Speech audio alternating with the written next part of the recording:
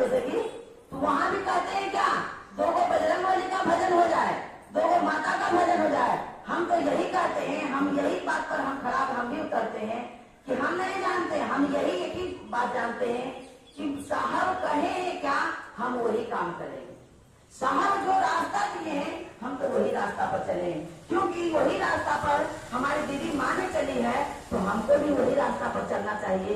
क्योंकि कहा जाता है जिसकी गार्जियन का अगर खुश हो जाते हैं ना, उनका घर का भी सदस्य खुश हो जाते हैं।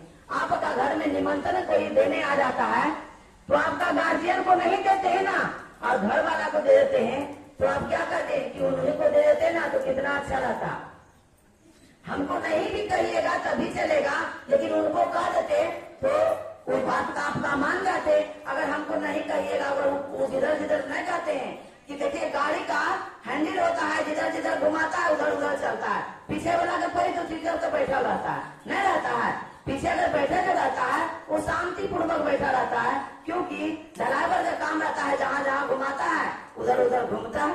उसी प्रकार है माता भवानी तो वही करती है, पीछे बैठी रहती है, और जहाँ जहाँ महादेव ले जाते हैं वो जाने के लिए तैयार रहता है। इस बात को हम आप नहीं समझते हैं, इस बात को समझिए, तब मेरा आपका समझ में आएगा कि सही में साहब क्या कहे हैं, और हमारा आप अपनी मर्जी चलाते हैं, मेरा आपका मर्जी नहीं चलता है। भाई बहना, महादेव के जो साहब बताए हैं उसी रास्ता पर हमको और आपको चलना चाहिए। और नमः शिवाय के द्वारा अपने गुरु को प्रणाम करना मत भूलिए, क्योंकि अभी हमारे गुरु भाई बता रहे थे ना कि नमः शिवाय में दोनों माता पार्वती भी खुश हो जाते हैं और महादेव भी खुश होते हैं। इसलिए देखे हैं साहब का फोटो देखे हैं, आधा में माता पार्वती है और आधा महादेव है कि नहीं। इसलिए कहा जाता है पत्नी का भी वही दर्जा मिलता है।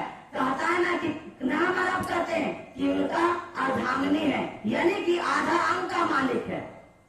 महादेव को देखिए जैसे कि आधा अंग का मालिक है, उसी प्रकार है मेरा राम का भी आधा अंग का मालिक हम लोग भी है।